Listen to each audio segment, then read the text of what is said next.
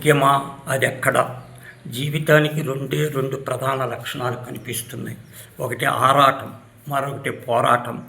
అన్ని సందర్భాలలో, అన్ని విషయాలలో ఆరాటమే ఆశ, కోరిక, తపన, ఇలా ఎన్నో మూలాలు ఉన్నాయి. దానికి ఉదర పోషణార్థం పని చేసుకోవటం, ఉద్యోగ వృత్తుల్లో నిమగ్నం సమంజసమే. పదవుల కోసం, డబ్బు కోసం, కీర్తి కోసం దొడ్డిదారిన పాకులాడటమే మనుగడకు అనర్థమవుతుంది. జీవించటం అనేది ఒక కళ. ఆ కళ తెలిసినవాడు సుఖపడతాడు, తెలియనివాడు అగాధంలో పడిపోతాడు.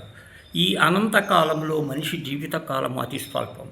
వేదాంతపరంగా చెప్పాలంటే జీవితం బంగారం.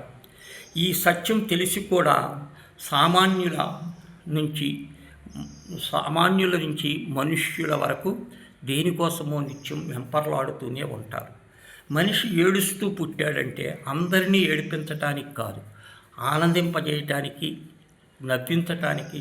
పాపాలు నవ్వుతూ చేస్తే ఏడుస్తూ ఫలితం అనుభవించాలని సత్యం మనిషి గ్రహించలేడు. నూతిలో కప్ప అదే లోకంలో అనుకున్నట్లు మనిషి తన భార్య పిల్లలు బాగుంటే అదే సుఖం అనుకుంటాడు. సంఘజీవినని మరిచిపోతాడు. సమాజంలో, గ్రామంలో, రాష్ట్రంలో, దేశంలో ప్రేమానుబంధాలు పెంచుకోవలసిన బాధ్యత తనపైనే ఉంది. ఎందరో అనాథలు, వృద్ధులు, దివ్యాంగులు, ఒంటరి మహిళలు ఎన్నెన్నో బాధలు, కష్టాలు పడుతూ ఉంటారు. ఆపదల పొదల్లో చిక్కుకుపోయి రోధిస్తున్న వారి వైపు చూడాల్సిన అవసరం మనిషికి లేదా? పరోపకారమిదం శరీరం అన్న మాట గుర్తురాదా? సౌఖ్యానికి చిరునామా ఉంది, అది తెలుసుకోవాలి. ధర్మవర్తనలో సుఖముంది, సక్రమ మార్గంలో సుఖముంది. ప్రేమలో, సేవలో, త్యాగలో సంతృప్తి, సుఖముంది. ప్రతిభను అభినందించి ప్రోత్సహించటంలో సుఖముంది. మృష్టాన్న భోజనానికి కేవలము తానే ఆరగించటం కాదు, 10 మందిలో కలిసి పుష్పభోజనం తినటంలో సుఖముంది.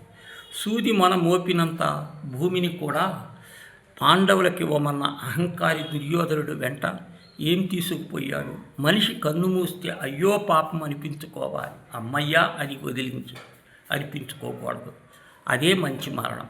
ఎంతటి భక్తుడినైనా అహంకారిస్తే అంతర్యామి కనికరించడం, గర్వం సర్వం హరించటమే కానీ హరికరిని కాపాడలేడు. జీవితం ఒక అమూల్య గ్రంథం. దాన్ని చదివే ఆసక్తి ఉన్నవాడు, గ్రహించగలవాడు విజేత అవుతాడు. మనం పుడితే తల్లి సంతోషపడాలి, పెరిగితే తండ్రి గర్వపడాలి, బతికితే సమాజం గౌరవించాలి, మరణిస్తే శత్రువు కూడా కంటతడి పెట్టాలి. అదే సుఖజీవనం అంటే మనిషి గెలవచ్చు.